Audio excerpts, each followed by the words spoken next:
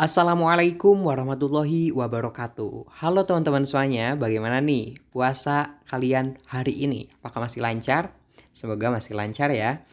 Ya, pada hari ini kami dari kelompok 5, yaitu Rahmat Ramdan Nugraha dan Teh Uswatun Hasanah akan mempresentasikan bagaimana teori kepribadian kognitif menurut George Alexander Kelly. Nah, teman-teman semuanya, ini merupakan materi yang sangat luar biasa. Jadi dimohon teman-teman semuanya dapat menyimak dengan baik dan selamat menyaksikan. Nah, teman-teman semuanya, George Alexander Kelly lahir pada tahun 1905 di Perth, negara Kansas. Dia merupakan anak satu-satunya dari keluarga yang taat agama karena ayahnya adalah seorang pemuka agama. Dia belajar di bidang sosiologi dan perburuan pada tahun 1930 di University of Edinburgh, Skotlandia. Selain itu, dia juga mendalami bidang oratori, public speaking, dramatik, serta pemerintahan. Awal ketertarikannya pada psikologi yaitu setelah membaca artikelnya Freud. Kemudian ia belajar psikologi selama 9 bulan dan memperoleh gelar PhD dari Iowa University, dan Kelly telah menghabiskan 12 tahun mempelajari pendidikan dan pengembangan konsultasi klinis di Kansas Barat. Mengabdi selama 1 tahun di University of Maryland dan kemudian pindah menggantikan Carl Rogers di Ohio State University sebagai kepala pelatihan klinis. Ia juga menerima gelar S1 di Friends University of Kansas dan College Park di Missouri.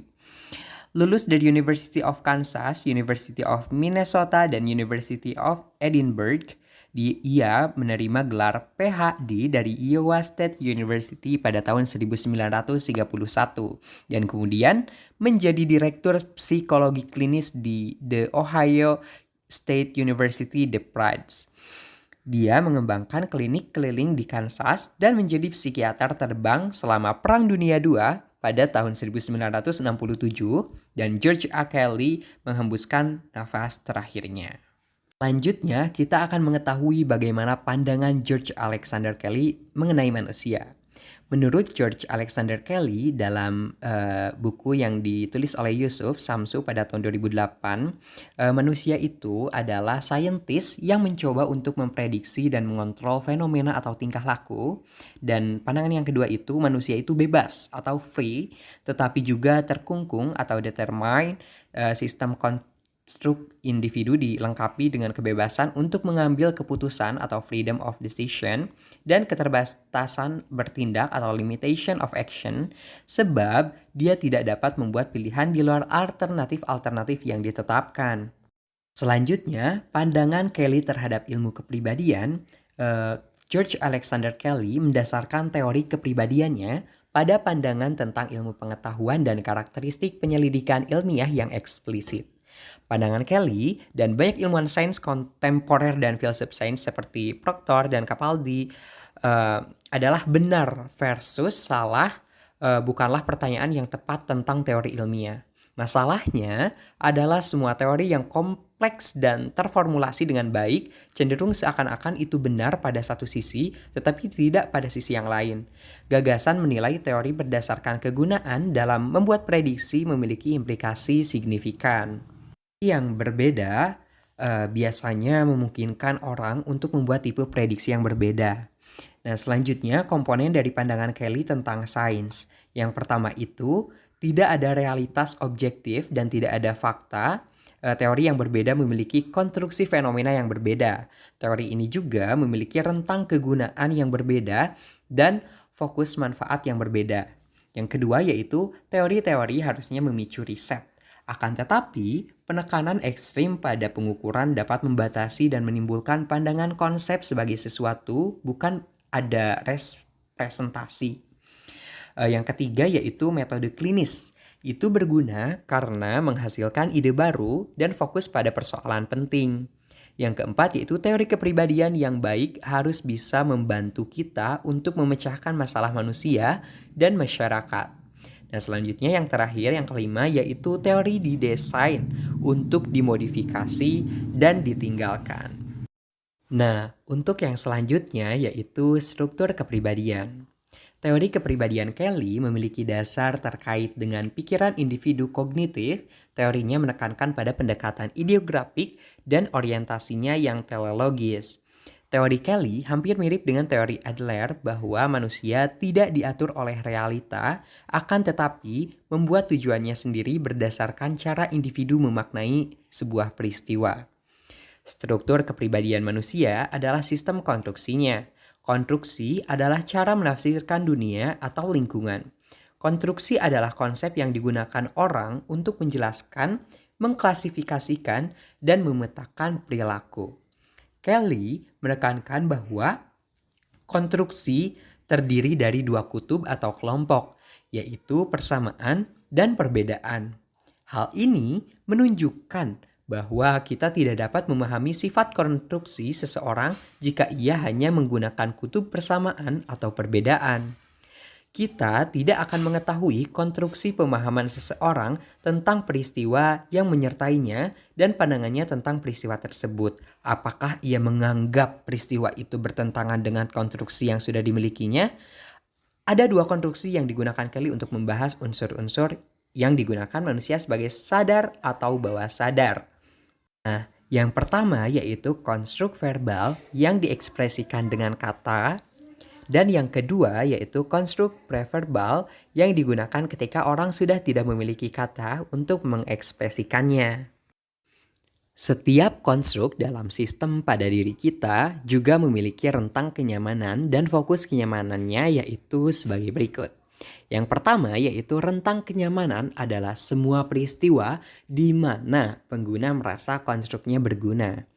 Yang kedua yaitu fokus kenyamanan adalah semua peristiwa di mana aplikasi dari berbagai konstruk tersebut bermanfaat secara penuh. Selanjutnya, konstruk dapat dikategorikan dalam berbagai variasi yaitu sebagai berikut. Yang pertama yaitu core atau inti. Nah, maksudnya konstruk dasar dari fungsi individu. Selanjutnya yang kedua periferal atau pinggir luar. Ini maksudnya konstruk yang dapat diubah tanpa modifikasi mendasar serius dari konstruk inti. Selanjutnya yang ketiga permeable atau dapat ditembus. Ini maksudnya konstruk yang terbuka dapat menerima elemen-elemen baru. Yang keempat yaitu impermeable atau tidak dapat ditembus atau tertutup. Nah, ini maksudnya konstruk yang menolak elemen-elemen baru. Selanjutnya yang kelima yaitu tight atau rapat atau erat. Ini maksudnya konstruk yang tidak merubah-ubah prediksi. Selanjutnya yang keenam loose atau longgar.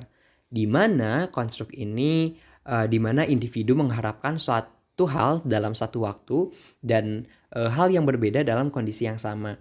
Selanjutnya yaitu yang ketujuh yaitu verbal construct yang mempunyai simbol kata yang konsisten atau tetap. Selanjutnya yang terakhir yang kedelapan yaitu preverbal construct di mana individu belum mempunyai simbol kata yang konsisten.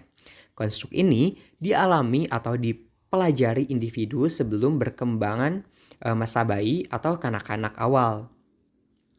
Nah, teman-teman, konstruksi digunakan oleh individu untuk menafsirkan dan memprediksi peristiwa yang diatur sebagai bagian dari suatu sistem.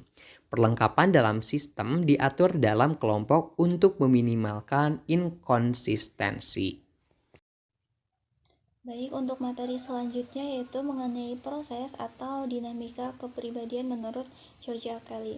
Dan menurut George Kelly, proses atau dinamika kepribadian itu terdiri dari 11 sistem konstruk. Untuk konstruk yang pertama yaitu construction corollary atau konsekuensi konstruksi, yaitu seseorang akan menafsirkan beberapa peristiwa serupa untuk memahaminya sebagai hal yang sama. Yang kedua adalah individuality corollary atau konstruk pribadi, yaitu setiap orang berbeda dalam mengkonstruksi peristiwa yang dialaminya karena memiliki repositori pengalaman yang berbeda sehingga memahami peristiwa yang sama dengan cara yang berbeda. Yang ketiga adalah organization corollary atau konstruk pengorganisasian, yaitu hubungan antara konstruk dan kondisi seseorang dalam mengantisipasi peristiwa. Yang keempat adalah dikotomi koroleri atau konstruk dikotomi, yaitu sebuah konstruksi pribadi yang terdiri dari pengalaman diri sendiri dan orang lain. Yang kelima adalah choice corollary atau konstruk pilihan, yaitu seseorang memahami peristiwa dalam bentuk dikotomi sehingga mereka akan memiliki sejumlah pilihan yang aman atau beresiko sebagai tindakan alternatif. Yang keenam adalah ring corollary atau konstruk ruang lingkup, yaitu konstruksinya tidak relevan untuk semuanya, tetapi terbatas pada skala tertentu. Yang ketujuh adalah experience corollary atau konstruk pengalaman. Nah, dasar untuk membangun pengalaman adalah antisipasi peristiwa.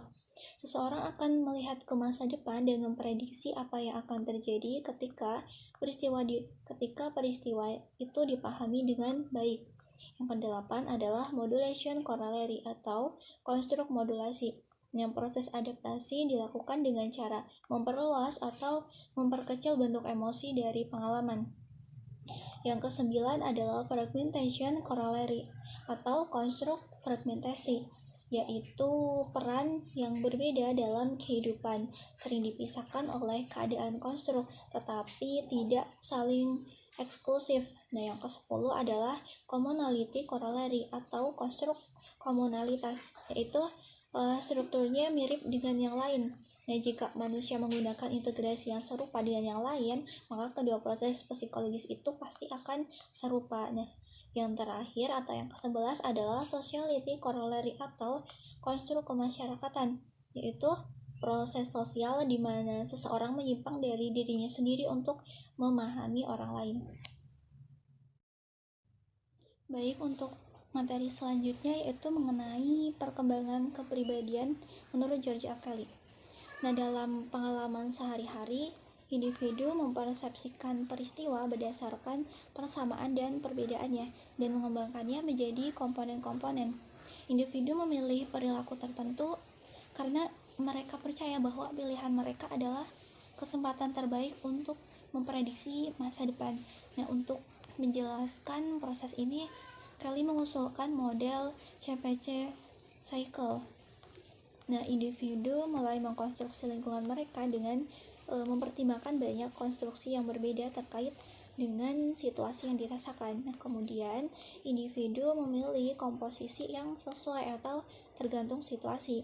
Jika pilihan akhir tidak sesuai dengan skema konstruknya, maka akan diganti dengan konstruk yang baru. Nah, jika konsisten, maka dapat mengirim prediksi untuk memvalidasi konfigurasi lama. Nah, pertumbuhan dan perkembangan kepribadian Kelly menekankan bahwa perkembangan konstruk praverbal dalam pemikiran anak-anak dan interpretasi budaya termasuk proses ekspektasi yang telah diperoleh. Nah, orang-orang dalam kelompok budaya yang sama memiliki cara yang sama dalam menafsirkan peristiwa dan menetapkan harapan perilaku.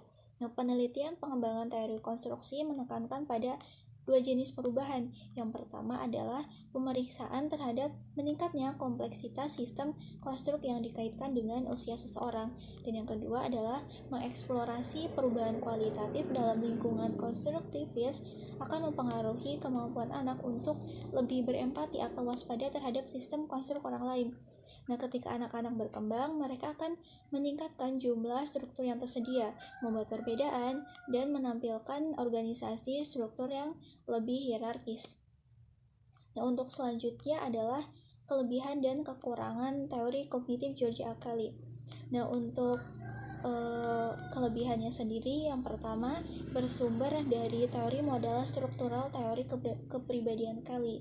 Nah, yang kedua, teknik imajinatif yang diterima guna kuantifikasi atau riset. Yang ketiga, menekankan pada proses kognitif sebagai aspek sentral dari personalitas. Yang keempat, menyajikan model personalitas yang memberikan hukum dan fungsi personalitas umum serta keunikan sistem konstruk individual. Yang kedua adalah kekurangannya. Yang pertama, terlalu fleksibel hingga tidak dapat dikelola dengan baik. Yang kedua, mensyaratkan individu untuk menggunakan kata-kata walaupun mengakui eksistensi konstruk praverbal atau yang terpendam. Yang ketiga adalah kurangnya cara untuk menilai. Dan yang keempat, membahas mengenai kecemasan tetapi tidak membahas depresi. Yang kelima, hanya sedikit bukti pengukuran sistem yang dikembangkan Kali. Yang keenam, teori motivasi Kali masih bermasalah karena tidak memperbarui dengan riset. Dan yang ke-7, belum terkait dengan riset dan belum umum di bidang psikologi kognitif. Selanjutnya, ada riset terkini mengenai teori kepribadian kognitif George Alexander Kelly, seperti yang tertera di video. Teman-teman semuanya, alhamdulillah materi telah disampaikan oleh kami kelompok 5. Semoga teman-teman semuanya dapat memahami materi ini dengan baik, dan jika ada yang ingin ditanyakan, mangga untuk ditanyakan saja kepada kami. Hatur nuhun. Assalamualaikum warahmatullahi wabarakatuh.